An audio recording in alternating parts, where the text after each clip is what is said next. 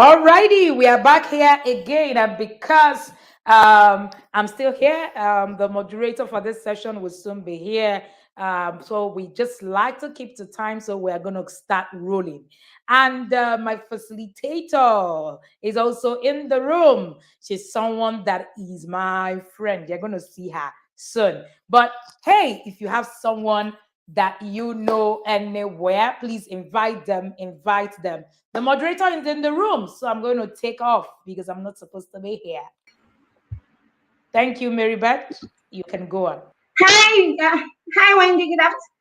Good afternoon, everyone. Welcome to the final day of the TIP annual conference.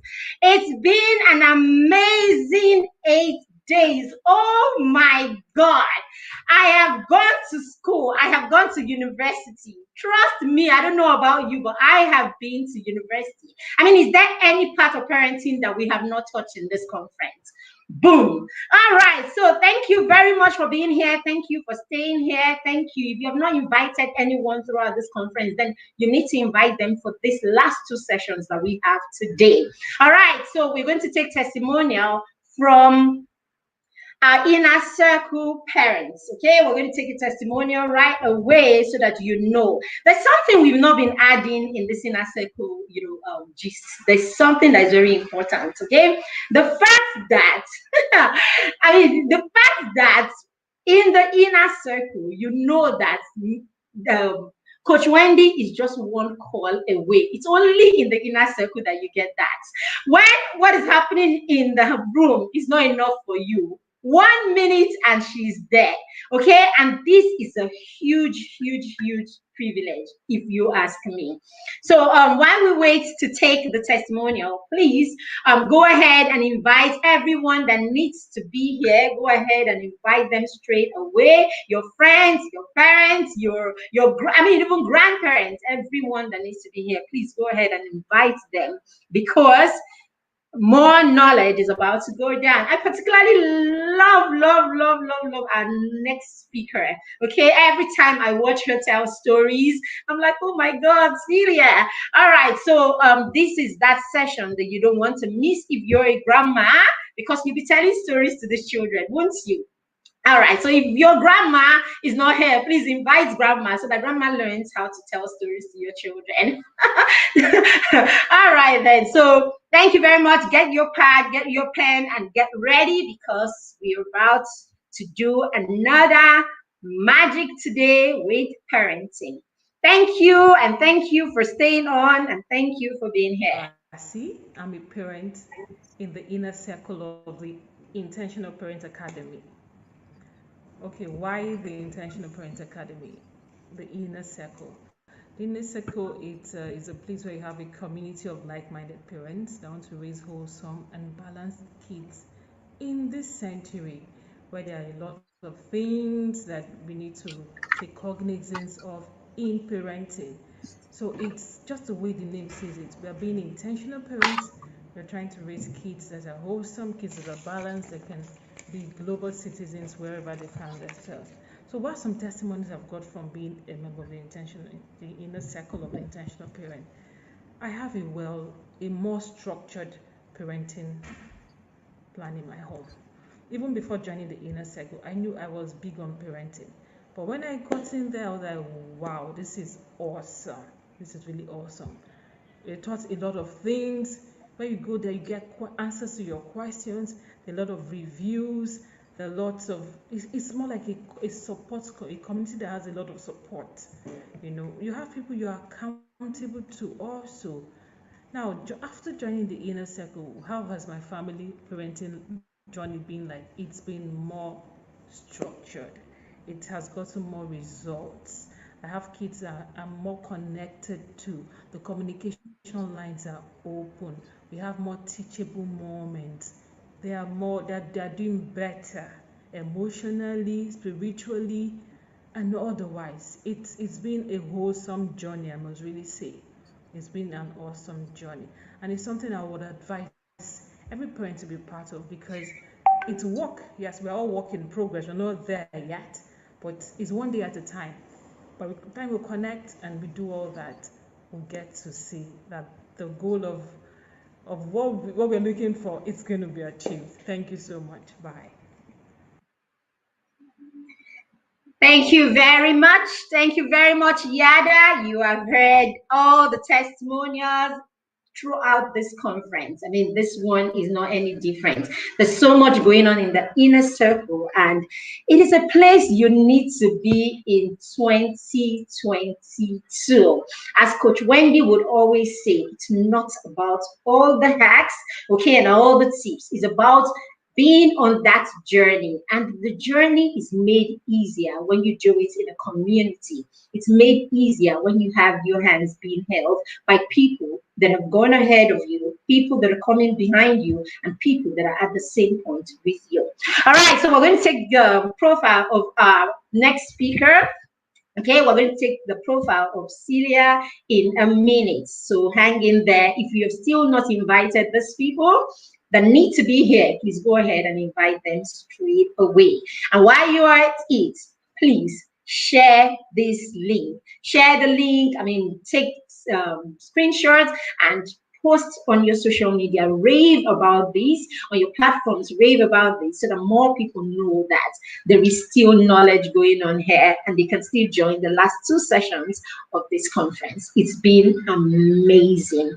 All right, so while we wait for the profile, please get ready, because Celia is going to wow you in a warm, sweet way. Okay, so we're waiting to get that testimonial. Personal training and kids, lifestyle weight management, radiant child yoga, and laughter yoga. Ladies and gentlemen. Okay, I think there's a bit of a glitch there. Okay, we will get back. Just hang in there. I'm sure Celia will be on our screen in a few minutes.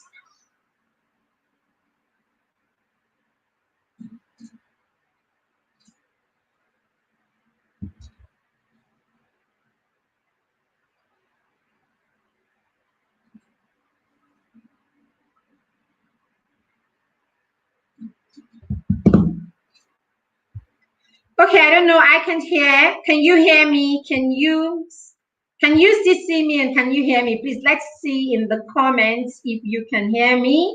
There's a bit of audio issue. I hope it's not.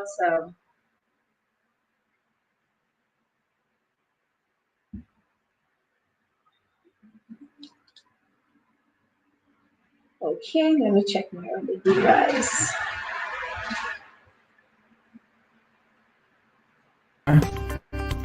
Although there was lots of love to go around, communication consisted of lots of yelling, intimidation, criticism, and anger. Celia learned early on that the way to avoid conflict and avoid creating more conflict was to become the peacemaker of the family, whose job was to make everyone else happy. Always knowing she was very much loved, but never thinking she was good enough, Celia always felt like she was the dumbest in the family and destined to always be mediocre. This family life filled with yelling was initially what set Celia on a path to living her life so that as many kids as she could reach would be able to experience peaceful, encouraging, and happy childhoods. Celia has become a pioneer in childhood and family wellness, starting her professional work in 1987 and her personal family in 1982. Our mission is to empower the next generation through empowering their parents and giving as many children as she can touch a childhood that they don't have to recover from and can in fact blossom from. Celia is a very proud mom of 5 grown children, 2 she gave birth to, 3 she gained through marriage, and she is a grandmother of 9. This family has given Celia over 39 years of real-life experience in all aspects of parenting, including separation and divorce, step-parenting, early education through college, drug and alcohol abuse, incarceration, empty nesting, grandparenting, extended family boundaries, and extensive experience raising and working with toddlers. As a family empowerment coach and consultant, our specialty is in the parenting of toddlers and preschoolers, including behavior, health, wellness, and overall love of life. In addition to raising 5 kids, Celia has spent over 40 years coaching, teaching, and counseling parents and children. Often referred to as the baby whisperer, her love and passion for children is evident in every aspect of her life. As co-founder of Form Fit Family Fitness, Celia is an internationally recognized expert in childhood obesity, featured on various media including Fox News, CBS Affiliates, published in articles by the Associated Press, The Washington Post, and more. Along with being a childhood behavior expert, Celia also holds a Bachelor of Science in Human Ecology and is certified in nutrition, sleep science, brain fitness, personal training and kids, lifestyle weight management, radiant child yoga, and laughter yoga. Ladies and gentlemen, please make welcome to the 2021 Intentional Parents Conference, Celia Kibler. Hello, Celia. It's so nice to see you, ma'am. Welcome. Hi, Mary Beth. Thank you for having me. Wow, what an introduction. Exactly. I was going through. I'm like, there's so much to you, Celia. To you. I mean, I watch you. You know, when you come up with the stories on your group, I'm like, oh my God, this is so warm. Who was listening to you? It's what years of experience and years of life will give you. Exactly. Much to you today. So, what should we expect? What should we expect? There's so much to you. Well, I'm going to be sharing with everyone today 4 important, what I call the 4 P's of parenting. So these are important areas in your parenting journey that you really need to focus on to create family harmony. In addition, I'm going to give you a whole bunch of tips on how to really create calm, peaceful, cooperative human communication between you and your toddler, and really reach that point where you understand your toddler and they understand you, and you're building that family harmony that we all reach for. We can't wait, Celia. So I'll just go back. Thank you very much for doing this, ma'am. We're excited to have you as always. My absolute pleasure. I'm honored to be here. Hi, everyone. So here I am again, Celia Kibler, and thank you for joining me. I am the author of Raising Happy Toddlers, How to Build Great Parenting Skills and Stop Yelling at Your Kids. This is the book. And I have multiple children's books out as well to help your children live life, develop, feel grateful, and really encourage them to become happy adults. My tagline in Pumped Up Parenting is because we are raising adults, not children. So please understand that that is what we're doing. We are raising adults. They're already kids. It's our job as parents to create this incredible, happy, self-sufficient, confident, reliable person of integrity, compassionate adult. That's what we're doing. And if we can do this, can you just imagine what the next generation is going to be and the next generation? So happy to have you all with me. So let's get started on things that you need to know about how to create a happy toddler. Because toddlers, I think you would admit that toddlers can be quite the challenge at sometimes. And they're quite, humorous too. I hope you find the entertainment value in your child because they can be super entertaining, can't they? So there are 4 pillars of parenting, 4 sections of it that I want you to think about and remember. 4 P's. The first P is what we as parents so often struggle with, and that is patience. And I'm going to go into that a little bit. The second P is positivity. Do you know that there was a study done where they examined all these families and the amount of times families on average said yes and no to their children? And do you know what they found? This will amaze you. They found that during one day of a child's life, they are told no on average 400 times a day.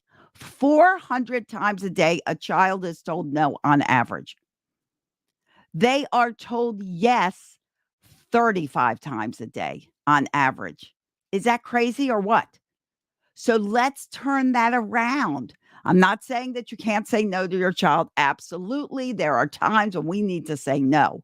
But let's build an environment in your home that is positive, that is uplifting, that encourages your child to be a child that's curious and explores and finds out new stuff and learns something new every day. Being an encouraging parent creates an inquisitive, a compassionate, and intelligent child. So positivity is the second P. Perseverance is the third P. I want you to follow through with your parenting like a 2-year-old or a 1-year-old follows through with learning to walk. Think about your toddler when they learn to walk.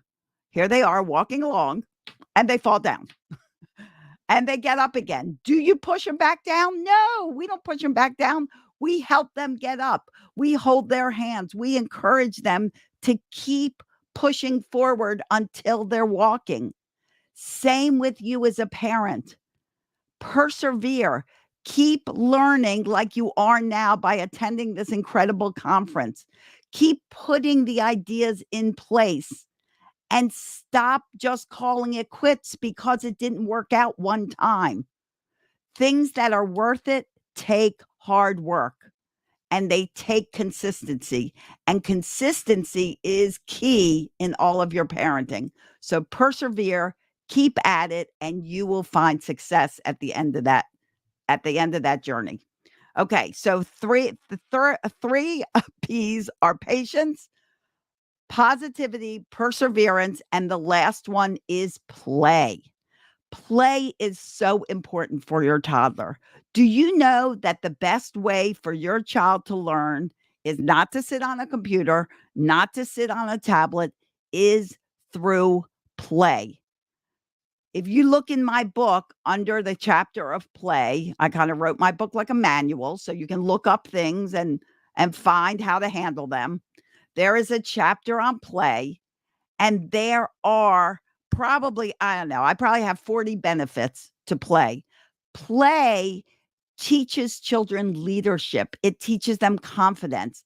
It teaches them conflict resolution. It teaches them to understand and take turns and realize that the world doesn't center around them. There are so many ways you can play. You can dance. You can put on music. You can run outside. You can throw a ball. You can sit down with your child, do puzzles, do creative games. There are so many ways that you can play with your child. Storytelling, make up stories about their dolls, about their little figures. Play is so important, and children learn the most they ever learn and everything in life simply by playing. Some people think, oh, well, they don't need to play. They need to study on a computer. I need my toddler to be on the computer to learning this and this and this. No. The fact is, and many studies have been conducted to qualify this, play is their strongest way of learning every skill, physical and cognitive, that they need to learn. They can learn through play. So let's talk a little bit about patience. When I ask parents, what do you struggle with most? So many say to me, my patience. I'm sorry. I can't deal with it. Sometimes I just have to yell. Now, I am on a personal mission to stop a million parents from yelling at their kids. In order to reach a million, I have to help you with your patience, with you understanding your child. So, how do you gain this patience?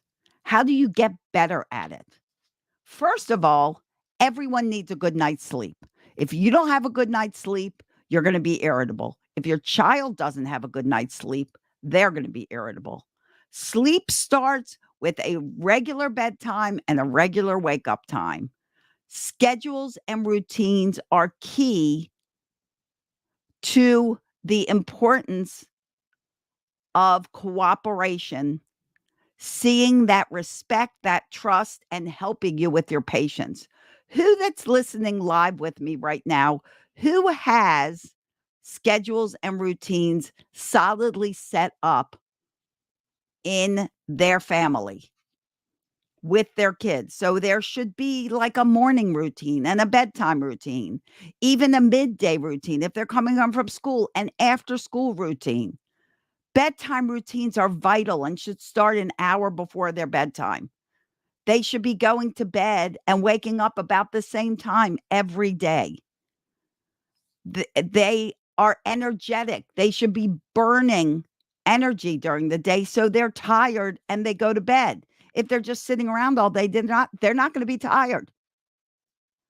How else can you get calm? You can take 3. So many parents give their kids a timeout. Very often, it's you parents that need a timeout. You come home from a busy, kind of not so great day, and you're irritable. And what happens? We wind up taking it out on the kids and yelling at them or reprimanding them because they're arguing.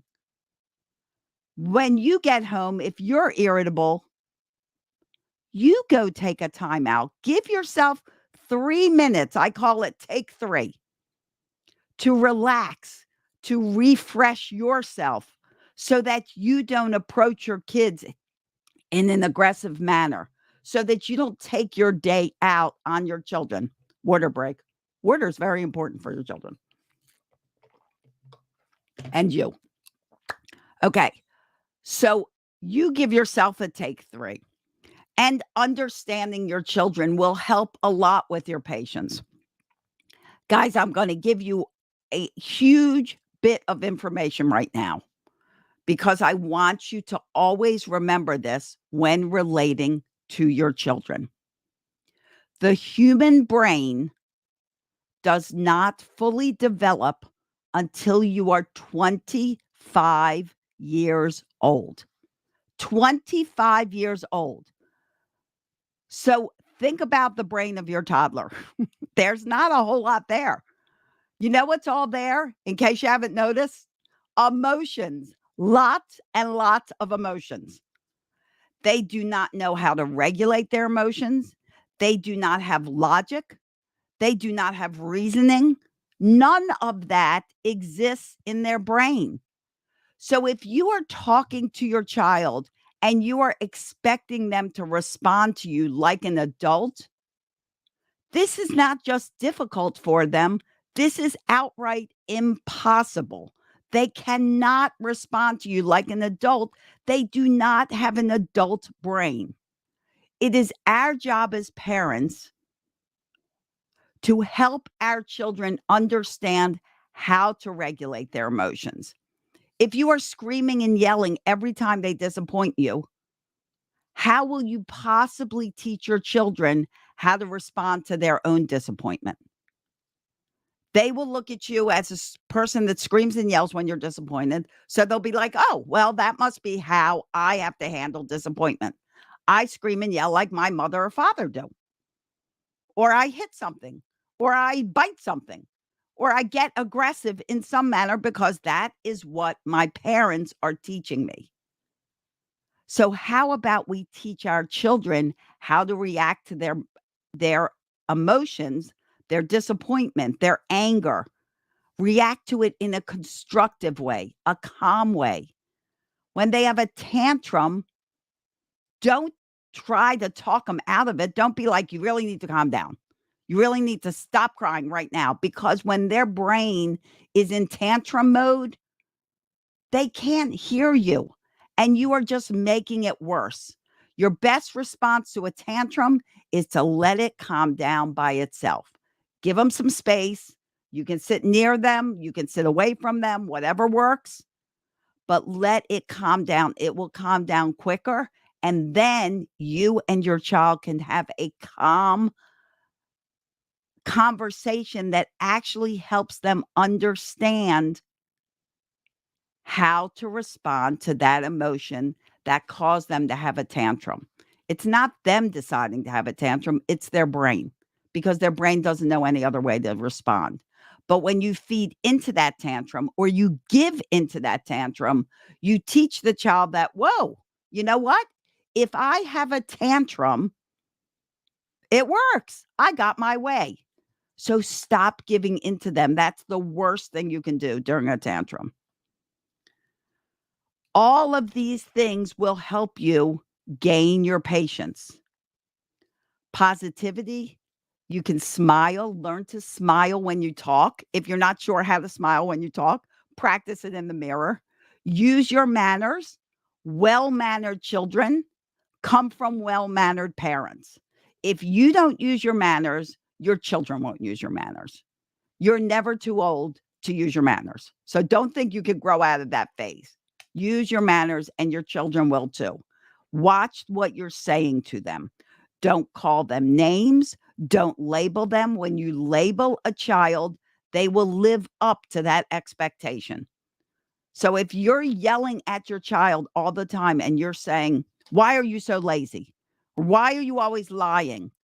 Whether they're lazy or whether they're lying at that moment, if you label them as a liar or you label them as lazy, eventually, as they grow older and older, they won't bother telling the truth anymore because you just assume they're lying.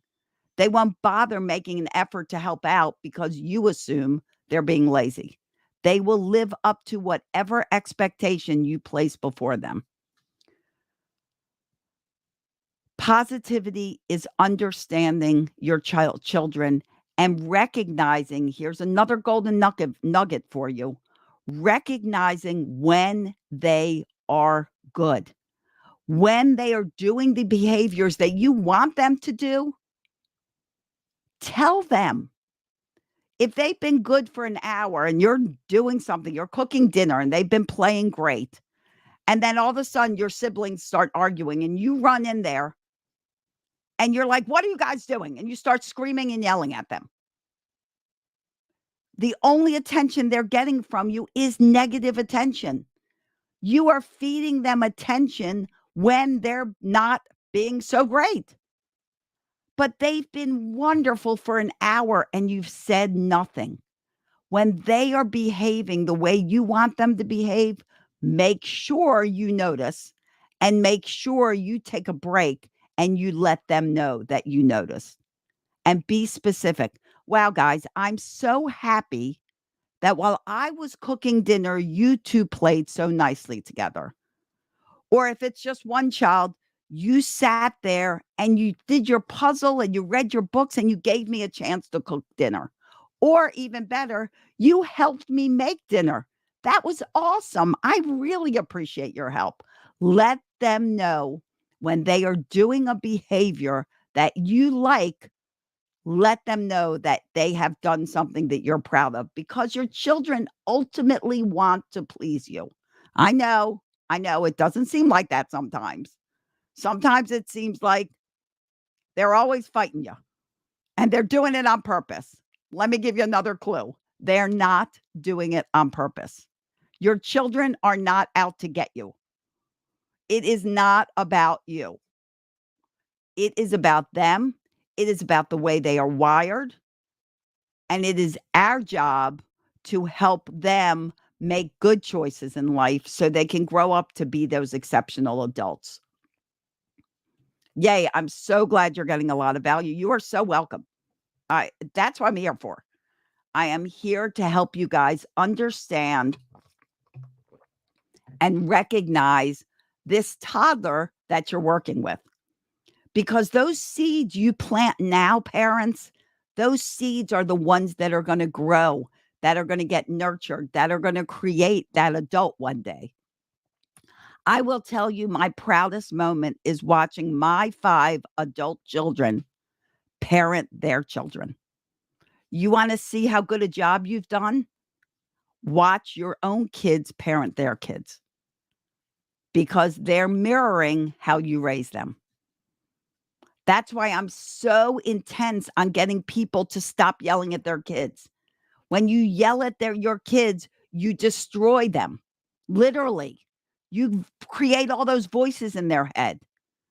You actually plant those seeds in their head that they're not good enough, that nothing they do is right. They second guess themselves all the time. If you were abused in some aggressive way as a child, I know those thoughts are in your head. Yelling, hitting, aggressive bullying is all abuse to your children. You are destroying their minds, their egos, and their self-worth. They don't grow up to hate themselves. They don't grow up to hate you. They actually grow up to hate themselves. And if you grew up that way, I guarantee you right now are saying, yes, I agree. I agree. I feel that way. I feel like nothing I do is right.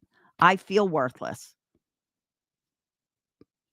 I was raised by a man that yelled at us, my wonderful father. I love him dearly, but he had a short temper and he yelled at us. And those are feelings I've had for a long, long time. So really think about your parenting methods. That's what all of these amazing coaches are here to help you with, to understand your children and create a proactive, intentional parent out of you. When you're proactive, you're not reactive. When you actually think about what you're doing with your children, you understand them, you start relating and connecting to them much better in a calmer, more cooperative environment. Okay, so let me continue by giving you guys some more ways that you can help your children through being a more positive, a more understanding, a more peaceful parent. When you talk to your toddler, sit down, get at their level. Don't tower over them. Here's your little child, and you're towering like this. It's horrifying. Stop doing that. Get down to their level. If you want to talk to your child, sit down with them and talk to them. I've been teaching toddlers for 40 years, and I always say a standing toddler is a running toddler. So if you want your child to listen better, sit down with them eye to eye and talk to them and listen to what they have to say. I always tell parents, listen with your eyes, not just your ears.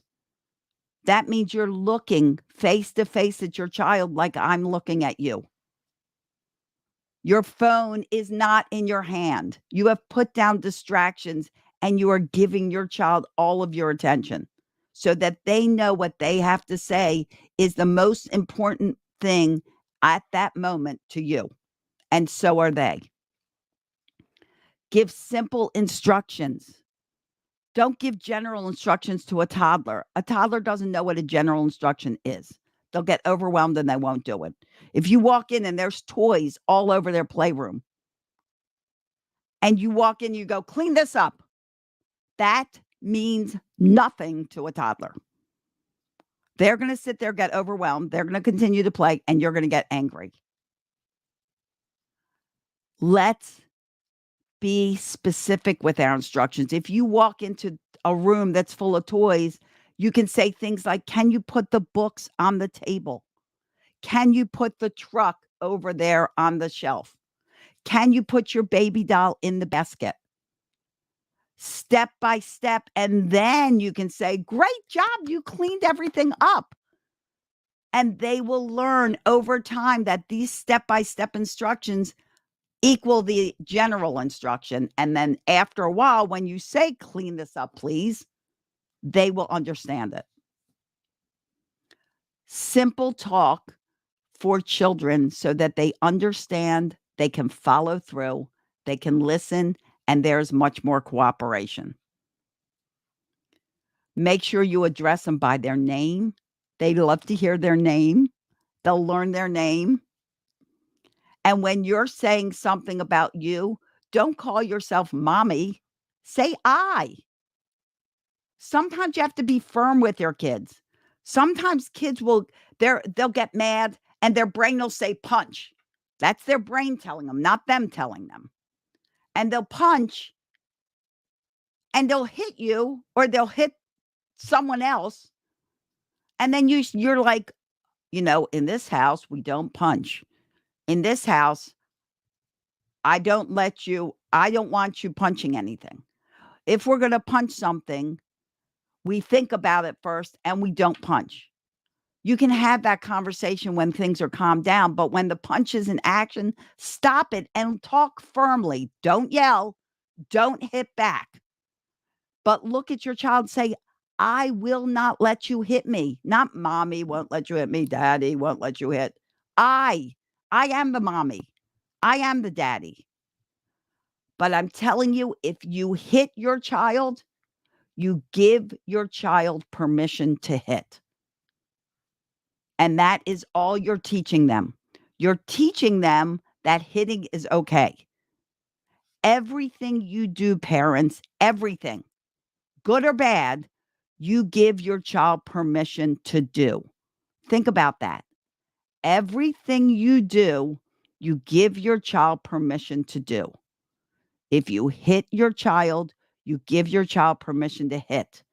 If you scream and yell at your child, you give them permission to scream and yell. If you talk kindly with respect and you use your manners, you give your children permission to talk kindly with respect and use their manners. You are their strongest role model. Give them something important to copy. Let them know that this is the person I want to be. I want to be just like mom. I want to be just like dad because they're incredible and they're fun and they're happy. Another thing you need to do to help your children is let them become part of this parenting journey. And by this, I mean, start giving your child choices. Only 2. They don't need more than 2. But there are things in life, things in your world that are negotiable and that are non-negotiable. The negotiable things are the things that you want to give them some choices about. Think about a child. A child is told what to do, when to do, how to do it. They're told everything in their life. They're directed 100% for the most part. How would you feel if someone else directed your every minute of every day, your entire life? You would get combative. You would get aggressive. You would talk back. Even a child understands that if they are totally controlled, they have no say in this world. You want to give them a little control back by giving them choices. 2 choices. When things are negotiable. If you don't want to hear the answer no, don't ask them a question that's a yes or no answer. The choices should always be acceptable to you. Always. Give them choices. Let them pick out something to wear. 2 choices. Would you like the green pants? Would you like the red pants? I'll take green. But don't give them a choice of like, would you like to take a bath? If it's time to take a bath, because if they say no, now what are you going to do? You asked them and they said no. You shouldn't have asked. We don't give choices when it is non-negotiable.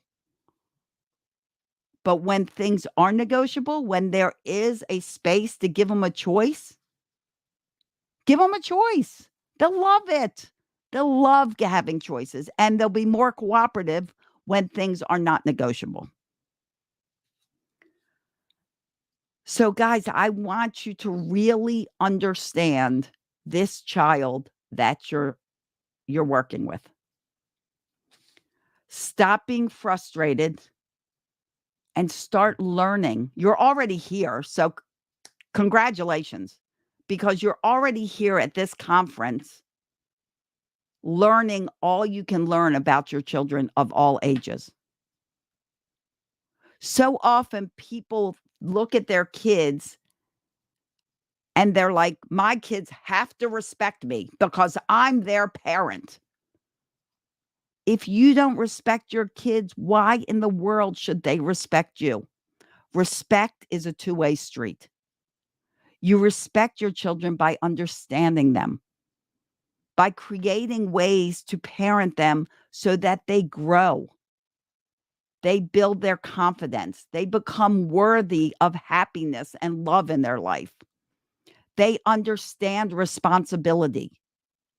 You set up limits and boundaries so that they understand that in the world, you can't just do everything you want. There are limits. Limits and boundaries teach love and understanding and caring. They need to be in place. You're not being mean by setting up a limit or a boundary. You're actually being quite loving and showing how much you care. Children that have limits and boundaries feel safe and secure, but they're limits and boundaries that work to help your children make better choices. Consequences get set up not to punish, but to teach. In life, as adults, we all make choices and we all have consequences. Good choices lead to good outcomes. Not so good choices lead to not so good outcomes. Those are the consequences that you set up with your child in case they're trying to test your limits.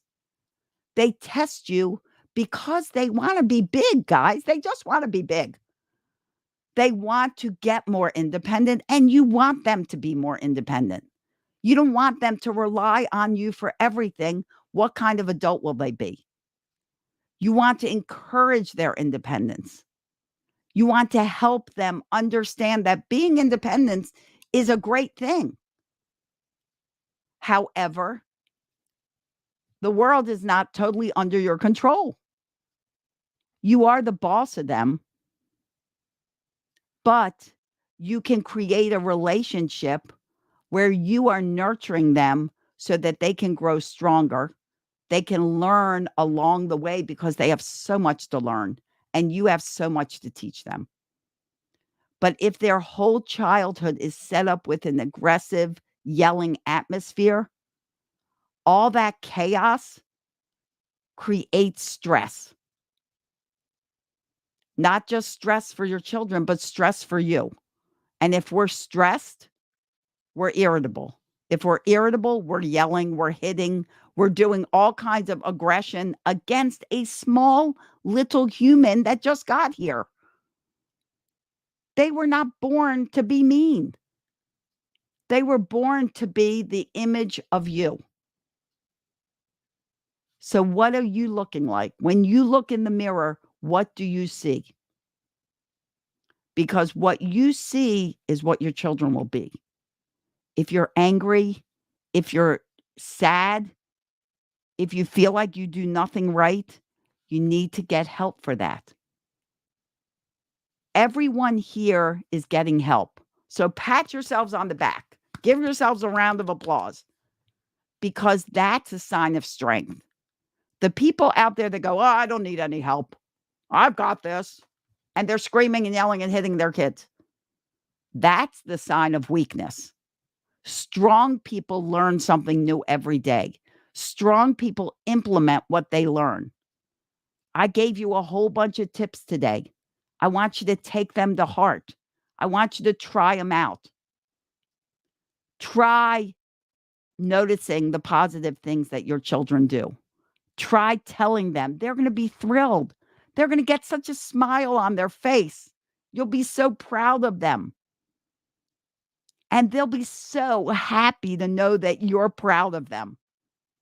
And when they go to choose a behavior, They're going to choose a behavior that makes you proud, not makes you mad. Do more of what you want to see in your children. Act the way you want them to act.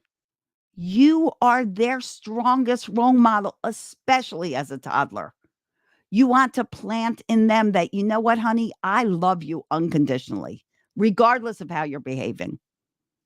If they're throwing a tantrum because they got mad, once that tantrum subsided, once you decided to sit down calmly and speak to your child, don't forget to tell them you love them.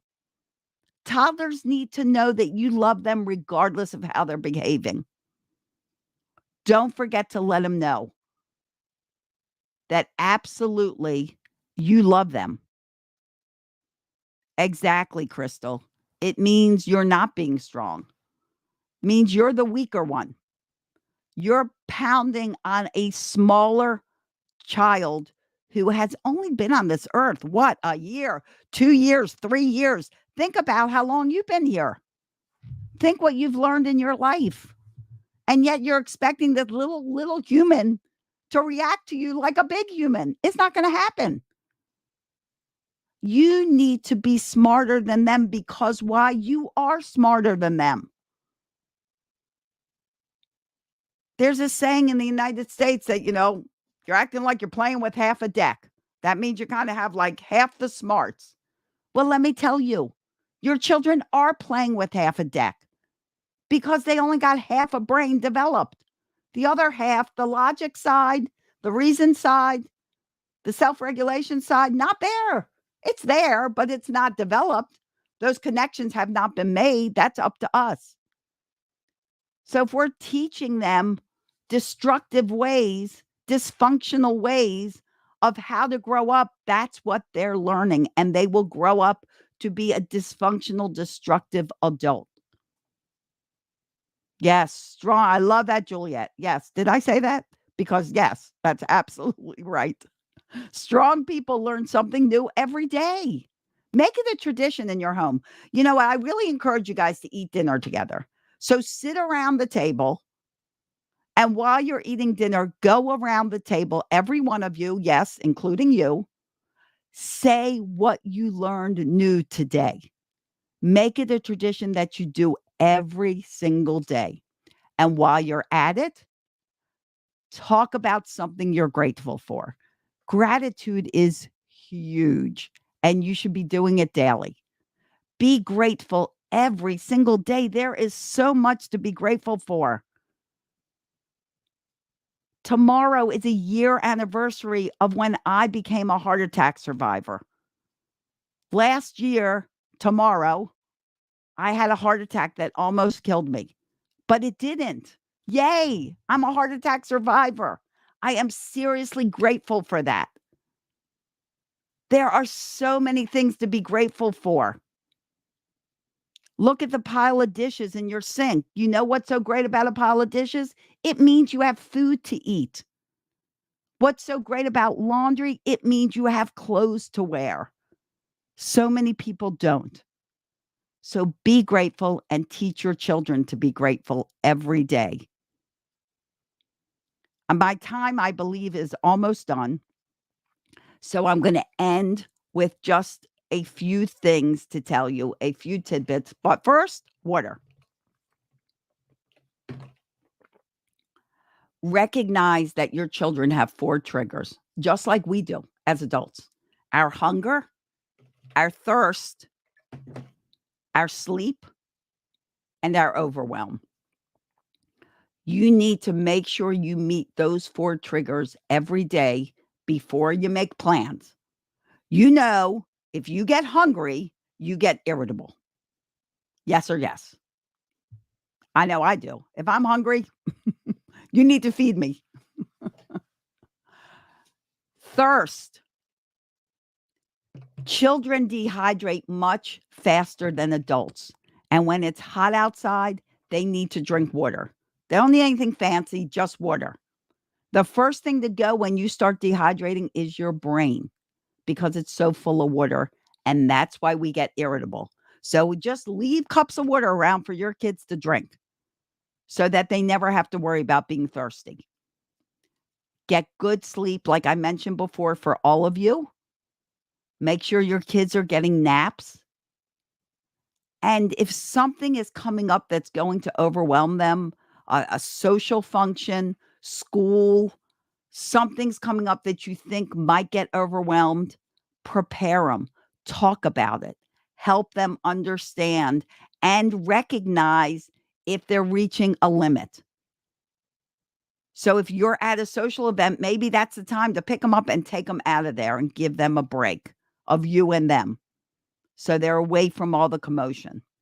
Recognize these triggers, guys. You will go a long way to making your children happy toddlers. Okay, guys. So I'm at the end of my talk with you. I don't know if there are any questions. I have time, I believe, to answer some questions. Do I have time to answer questions? You see, loud and people you every we have just gone to, but thank you. I'm so glad you enjoyed it. Guys, you can find me at pumpedupparenting.com. Everything about me, reach out. I'm here to help all of you, and I am truly glad you are all here. Thank you. So, see if you have questions. You're breaking up a little bit. I can't. You're breaking up a little bit. Can you hear me? I can hear you a little bit. Hi, Wendy. Hi, Celia. I guess Mary Beth's network is a bit cracky at this time. Thank you so much for that precise session. Celia is on social media as the Pumped Up Parenting channel. You can join her on our community. Just type Celia Kibler and you will find her. Something interesting happened to Celia last year after she came on the TIP annual conference last year. Celia is my friend, by the way. So after that conference, Celia had an attack, and today or tomorrow is 1 year that happened. Tomorrow, 1 year. Tomorrow is exactly 1 year. The conference did not cause it. Obviously, it was today. Today is exactly 1 year that happened, and it's interesting to know that this Celia would, and in those 1 year, let me also say that even after Celia had gone to the hospital, came back, it didn't even take up to another week or so, and then she's back on her feet, back in the academy teaching and all of that. Celia is not new to the academy at all. Celia is one of the coaches that we work with, over and again. I don't know if Mary Beth is back, but please put in your questions right in the comment so that we can take your questions. Celia is here for your questions. Thank you, Susan. The next session that we're having is at 7 p.m. That's my session. That's the last session. So we have time. For you to be here. So while Celia catches her breath, and you also put in the questions, we are going to be playing for you a review from the inner circle as we go on. Thank you. Hello, hi, my name is Esther Adeoba. I want to share with you my journey in the inner circle. Before I joined the inner circle, I've always had challenges with creating structure routine for my kids. I have a 5-year-old and a 3-year-old. Getting them ready for school is a whole lot of power tussle, a lot of yelling and shouting and crying and all that. But since I joined the inner circle, it's been a game changer for me. I don't yell and shout anymore like I used to do, because I've been able to create structure. I've been able to create routine for them. They already know the rules. They already know the consequences whenever they do something that is bad. The inner circle is like a deliverance ground. The inner circle cooks you. The inner circle humbles you. the daily tools, the books we read, the monthly webinars, the knowledge is it's out of his word. It's what you get in the inner circle is more than what you pay for. It's really more than what you pay for. The inner circle is not it's not what you can be told that this is what it is. It is best experience yourself. As a yada, I am not scared of whatever the world brings, because I know I am already paying the price. I am already doing the work to raise children who will do the right thing even when I'm not there. So I really just want to thank Coach Wendy, who is our VC. I want to thank the team. They are doing awesome work. I want to thank fellow Yadas, because, when we share our experiences, when we share what we're going through in our homes, it encourages us. It gives us that ginger to continue. I want to thank my group member, group F people. You guys are awesome. You guys are awesome. My group F people, they don't give you the ginger, give you the swag. You can't even slack concept. You can't read book. You will read book when with this group F people. They'll give you ginger. You'll be able to read. So what are you waiting for? Get into the inner circle and come experience a different world of parenting with ease. You don't want to joke with it. And she said it all. I mean, you need to be there to experience. You just need to be. She said something about her group. The smaller, closer, and then you are sharing your amazing. All right, in here, we're going to put up some questions, answer, and then we will let you go. Right, so I'm looking for some up very soon, but let me end. All right, Ma, you said be positive and reduce the number of saying no to the kids. What's the toddler from Hertz? Okay. Precious, thank you for being here. I appreciate it. Uh, Positive, reduce the number of times we say no to the kids was the best way to stop the toddler from hurting herself. So basically, I'm not quite sure what your toddler's doing, but if they're hitting themselves or something like that, you need to sit down with them, talk to them. And the reason they're doing it probably is in response to some frustration they're having. Maybe they're mad at something. Maybe you told them no to something, but really explain if there is something you need to tell them no for. And usually it's something to keep them safe. Explain to them why. They can understand, they can learn. Explain to them why. If you're walking across the street, you have to hold their hand.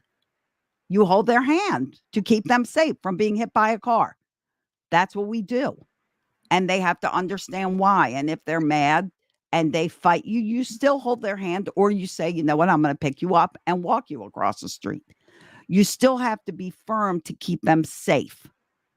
But depending on what they're doing, Precious, understand I don't really know the whole scenario.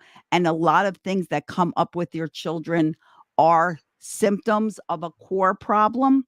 Many of the things I spoke about that need to change in your parenting. I recommend that if need be, you reach out to me, you join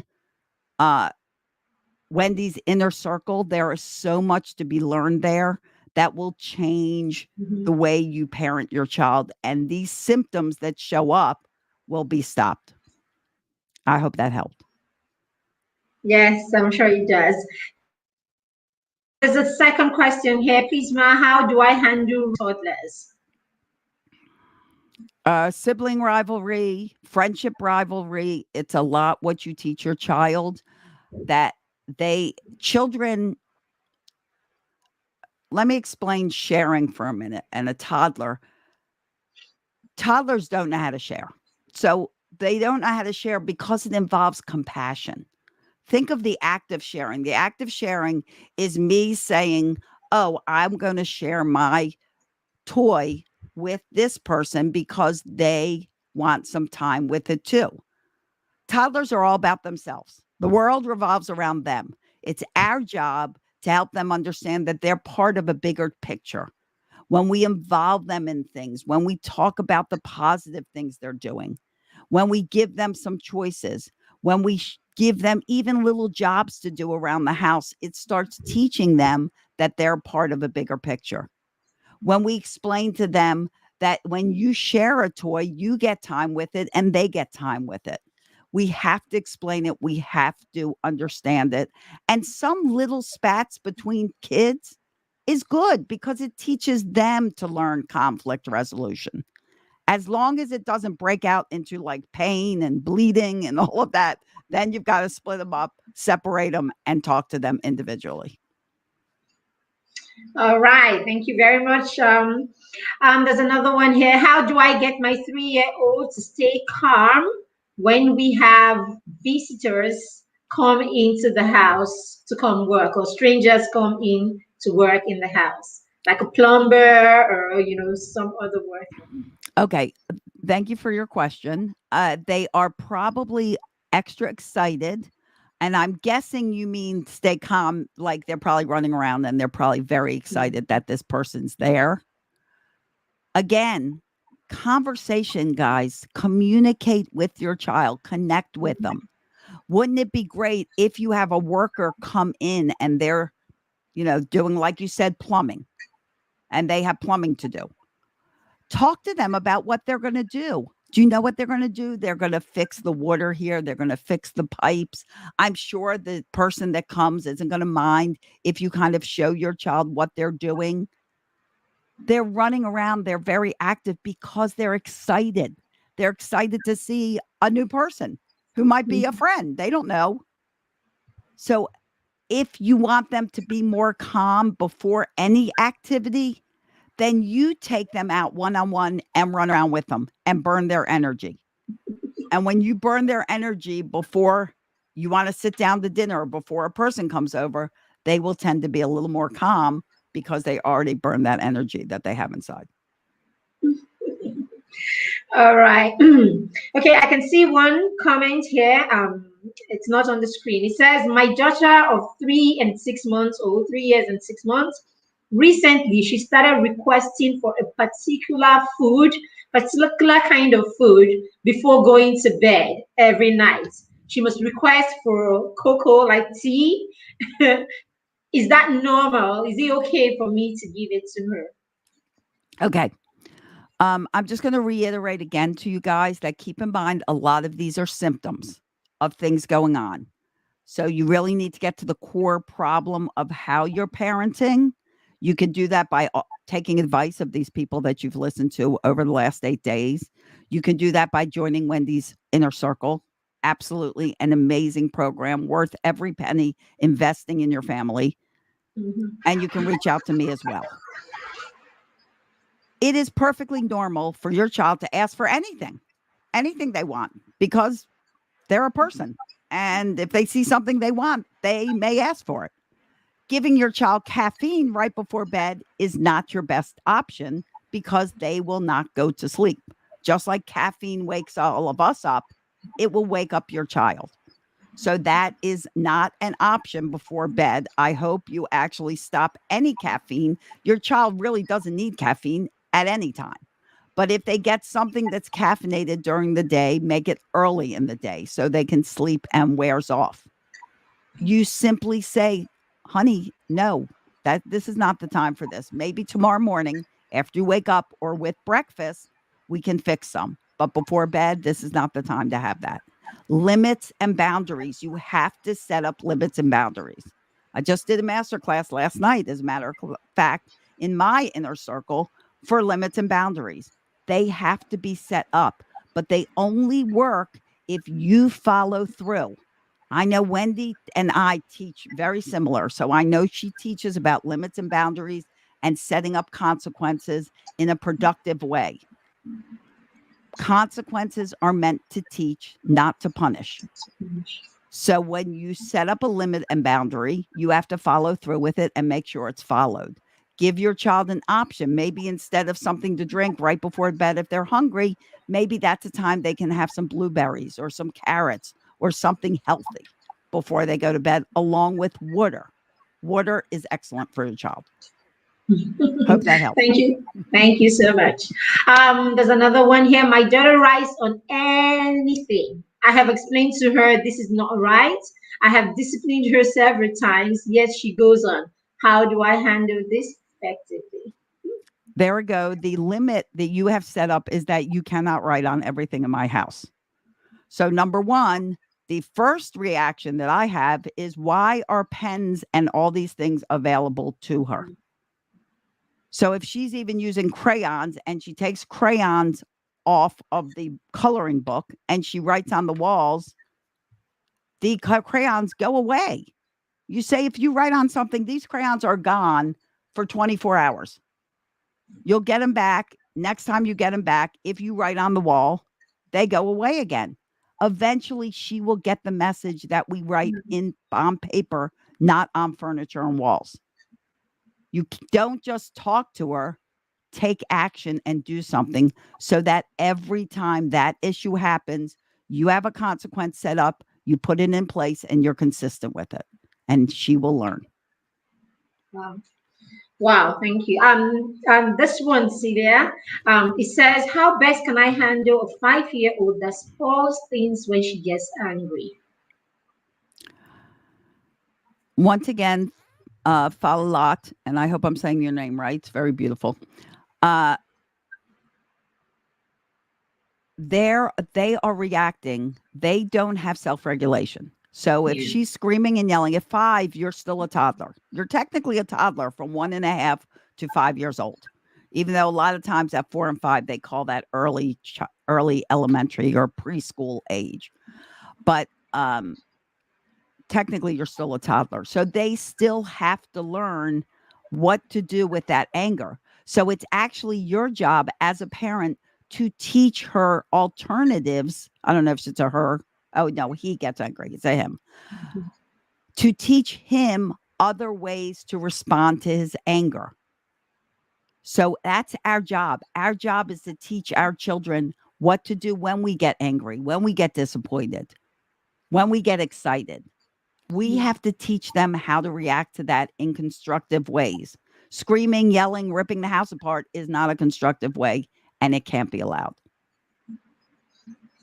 Okay, thank you very much, Celia. This one is this parent is afraid. She's scared. What do I do with my toddler that when he plays, he jumps from one place to another, and I'm afraid he could hurt himself, I guess. So thank you for that question. Like I said, I'm going to remind you guys again, toddlers are full of energy. They are full of energy. You know, there was a study done with a 2-year-old, and an adult tried to follow a 2-year-old around for 24 hours, and they couldn't do it. After like 3 hours, they were exhausted. So you have to allow your children to burn that energy. Now, with that said, they need to do it safely. They cannot climb on the top of a dresser and jump off. Obviously, they're going to get hurt. So there again, you need to put boundaries and limits in place, and you need to have a consequence when he jumps off something he shouldn't jump off of.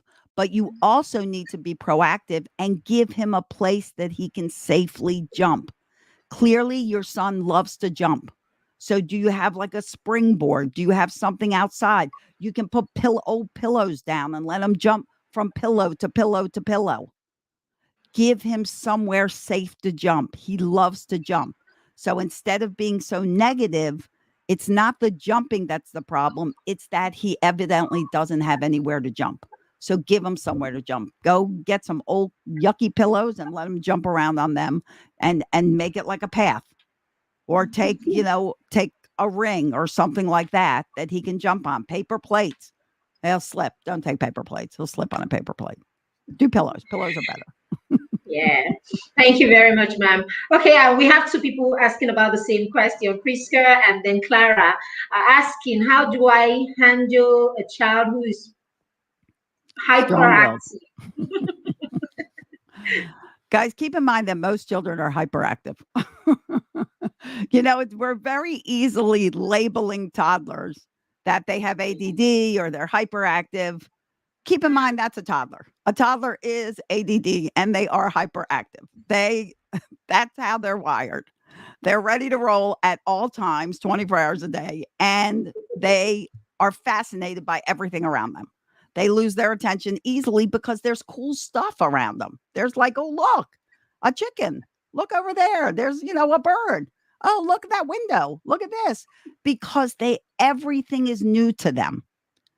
So if your child's strong-willed, use some of the advice I gave you in this talk.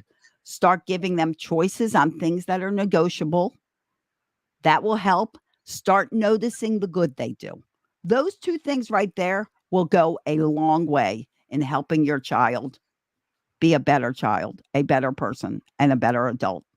And join the inner circle. You're going to learn all kinds of stuff.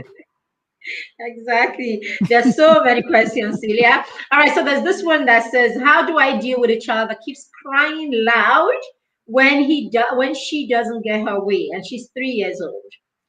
Okay, so that's basically a tantrum, and they throw them because they don't know what else to do when they're mad because we haven't taught them. So if they're having a tantrum because they didn't get their way, the worst thing you can do is give them their way. The way you can guarantee your child will have lots of tantrums to come is to give them their way every time they have a tantrum. When they have a tantrum, your best response is no response. Let them have their tantrum, let them get tired, let them stop yelling, and then have a conversation with them over why they got disappointed. All right, thank you, Celia. Debbie is asking, "How do I get my child to pay attention and do what I ask them to do?" Use some of these tips, Debbie. So when you give them choices, when you notice the positive, when you talk to your child, when you are calm, when you put schedules and routines into place, routines are a great way for children to become more independent and know what's coming next. A lot of times kids ask us all the time because they're done an activity and they don't know what's next. You simply saying, "You know what, honey, we're going to play for 10 minutes and then we're going to go eat lunch," solves a lot of questions because you just told them you're going to play and then go eat lunch. So they know what's coming next. Put those schedules and routines in place. It will go a long way to calming the chaos in your home. Thank you so much, Celia. Okay, I can't see any other questions here. I can see any other questions here. Thank you so much. This has been so helpful. I mean, this is for any toddler parents. I'm sure after today, the work is just going to be easier. My daughter just passed that stage, right? And I'm just going to put them right into practice. Thank you It so helps much. for all Yeah, ages. the time is here. It works for all ages. All righty. Thank you so much, Celia, Kibla.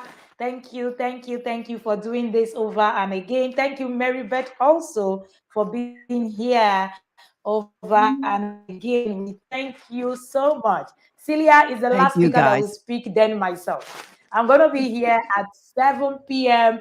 to whoop your ass. If there's anything like that. All right. Okay. So we're going to be here. Don't worry. Everybody have said everything. Don't worry. I'm just coming to here to come and give you ginger.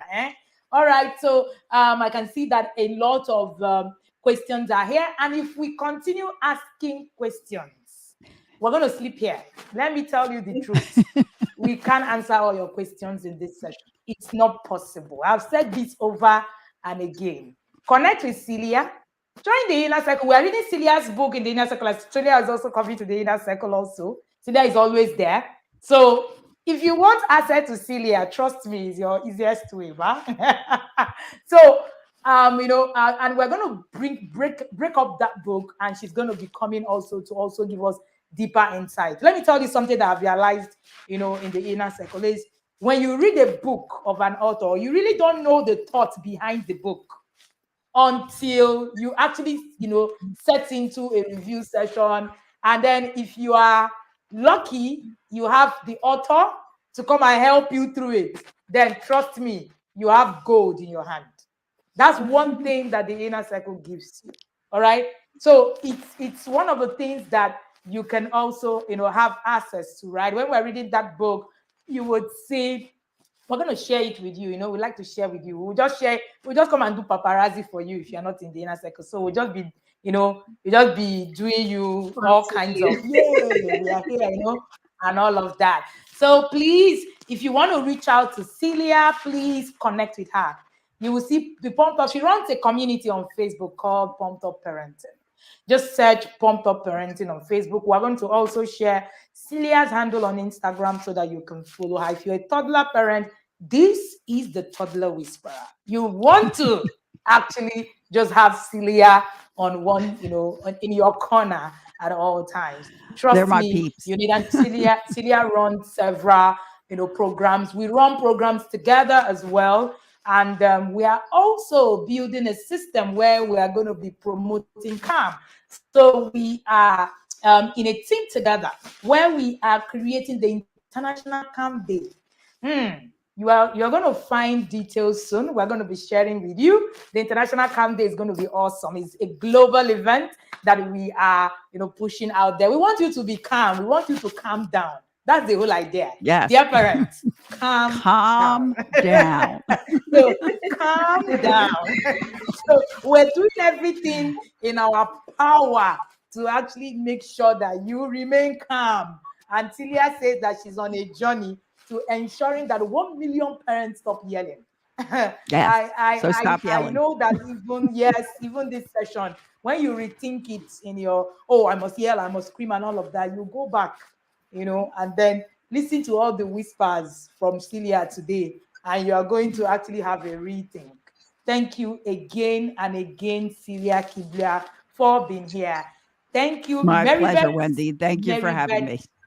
Yes, please. Thank you so much. And Celia, what will be your last words to parents as we begin to round up? My last word is have fun with your kids. It should be fun. They want to have fun. Little toddlers want to have fun. Old teenagers want to have fun. Keep reminding them that they are super special to you. It's never too late. My 32-year-old son, who is married, and I still go on dates together. They are never too old to know that they are the most special thing in your lives. So make sure they know that and have fun with them and play. Play is fun and laughter, the best medicine. Awesome. And Celia had many resources out there. You can find her books on Amazon. If you put Kill Celia Kibla, you're going to find her books and you'll be able to get access to them. I encourage you. I've had access to a lot of resources that Celia had. You know that I go far and beyond. The Bible told me that I should go afar for my own knowledge. So I go far. I'm not with you. All right. So I have to go far beyond and find it. So please go far and beyond and find it. All right. And there is something that I learned from Celia. Celia is Jew, by the way. And there's something about the Jewish and their parenting and the things that they do. We're going to talk about that a bit in the inner circle when Celia is going to be sharing the principles of the Jewish parenting. I don't know if you know that about how many percent of the global tech firms are actually owned by the Jews. So there's something, the Jews actually does, when it comes to their system and their parenting. So it's not magic. There are principles. So there are principles. Family and Don't education. get exactly. Family and Exactly. education. And education. Yes. Awesome. So these So are learn. the two. Join the inner circle.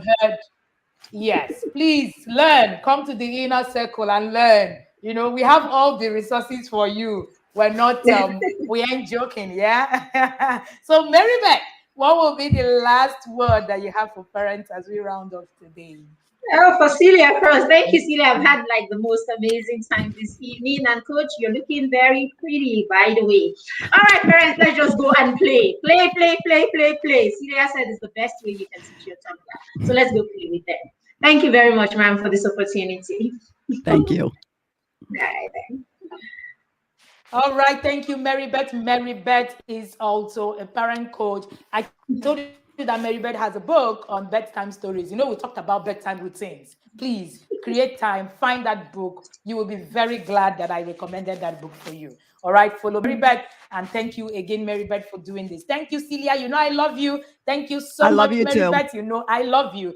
Thank you so much for everything that All you right, do. guys. All righty. So as we begin to round off, we are going to be back here at exactly 7 p.m. I'm going to be here with one of my team members who's going to be moderating, and I will be speaking, and I will be, just putting a lot of the things that have been said in this conference together in that last session. That last session says parenting today for tomorrow. Parenting today for tomorrow. How do you parent today for tomorrow? That's what we're going to be talking about. What do you need to do? What are the things you need to put into, what is the package about? This session is going to bless you in so many ways. Don't miss it. We'll be back here at 7 p.m. So go and drink water, have early dinner, because maybe when you finish listening, you might not be able to eat. I'm just joking. All right. Make sure that you're here at that time. Thank you again and again. And if you want to join the inner, not if you want to join, I hope you will join the inner circle so that when it's access to me in 2022 will be tough. Trust me, because the number that I have already, it's overwhelming. Trust me, we give priority to the parents in the inner circles. Hey, they are the first point of call for us in the academy. Thank you so much, everybody. And as we begin to round up, just take a look at the videos that we have in the inner circle. We'll still play a few of them for you to listen to as usual. And then we'll see you again at exactly 7 p.m. Hello, everybody. My name is Violet Ojabo, and I'm here to talk to you about my journey in the inner circle. I joined the inner circle in the year 2020, and it has been an amazing journey so far. First of all, when I joined, I didn't know what to expect, but the inner circle made us set up goals to achieve. I've been able to set up goals every year. The first year, we set up goals, myself and my children and my husband. And before mid-year, we had achieved half of those things we wrote. And I was blown away. Okay? The inner circle also helped me with connection tools on how to get closer to your children. Connection tools, by the way, are activities that you do that help you build a stronger bond with your children. Tools like going swimming, having picnics, having ritual talks with your children, and other things that you do together as a family that makes you draw closer to your children. And because of that, my children have been able to draw closer to me and tell me about their challenges, tell me things that they never told me before. In fact, I was like, why didn't you tell me all these things before? And they were like, Mommy, it's just that you've changed. And I was like, really? Yes, that's what the inner circle does for you. It changes you. It changes you not only in your relationship with your children, it also helps you in your relationship with every other person around you and your marital relationship. Oh yes, we have marriage classes. Mind you, our coach has an awesome husband who is a marriage coach and a marriage counselor, and she drags him in, with her and makes him teach us about how to have healthy marital relationships. So the inner circle gives you a total family, a wholesome family, a complete family. So it's not only about your relationship with your children, it also helps you with your relationship with your husband and every other person around you.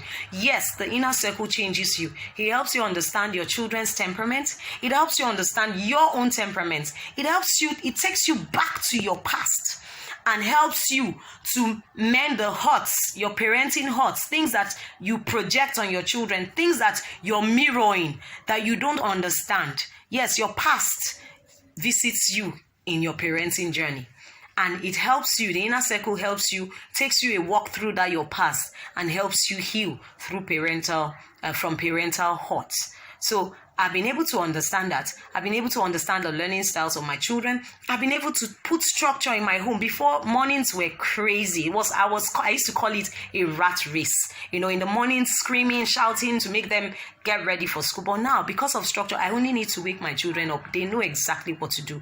They have checklists. They have and they are ready by 6 a.m. without stress, without, the whole place, burning up and all that. So the inner circle has done all this for me. The inner circle has also been able to help me to get more knowledge to teach my children soft skills, teach them conflict resolution skills, teach them social networking skills. The inner circle has also helped me to build a social roadmap, a network for my children, so that they know the healthy, relevant adults that are around them to be able to talk to when they have issues. You cannot do all. The inner circle helps you, teaches you, makes you understand that you cannot be everything to your child. Because if you're building a mansion, it's not only one man that builds a mansion. The inner circle makes you know that when you're building a mansion, the architect comes in, the quantity surveyor comes in, the builders come in, the tilers come in, every other person comes in. So you build that network for your children and helps you, stay on track. It gives you that community where you can share things with, and there will be no form of insults, there will be no form of condemnation, and it puts you in track. It's not like there won't be challenges. There will be challenges in your journey, but you will know exactly what to do and where to go. You will not be confused in your journey. I will tell you, the best thing you can do for yourself is to join the inner circle. It will help you in that your marriage. I want to tell you something. In the inner circle, when I joined the inner circle, my husband wasn't part of it. But when he saw the changes that were occurring in my home, my husband joined the inner circle. And he's with me now. It has been an amazing journey. I think he can tell the rest of the story. But that's what I want to tell you now, is that you should join in 2022. It will be the best decision you've ever made, apart from receiving Christ as your Savior and probably getting married. Joining the inner circle will be one of the best decisions you have made. Thank you. Bye-bye.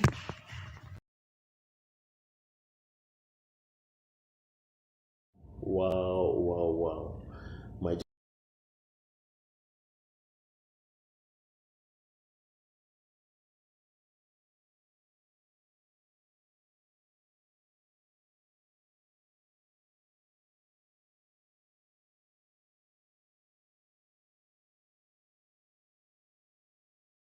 Wow. My journey so far in the inner circle has been an amazing journey. I was introduced to this great family by my wife initially, but I was so reluctant to be a part of it. But after a few months, I noticed great changes in the lives of my kids, and I was like, no, I just have to be a part of this. And I must confess that ever since I've been a part of the inner circle, my life has never remained the same. The things that I've learned in the inner circle are things that I won't learn from anywhere. As a man, as men, we always think that our responsibility is just to provide for the kids. But when you come into the inner circle, you will get to understand that it doesn't end at just provision. There are things beyond providing for the family, which you have to be a part of those things, So I really thank Coach Wendy for such an awesome job that she is doing. And I thank the entire TIP family. You guys are awesome. I really appreciate you guys, and I thank you for the journey so far. It has been so easy. If you think parenting is difficult, just try the inner circle and your life will never remain the same. Thank you, Coach Wendy. Thank you, the TIP family. I love you all. Bye.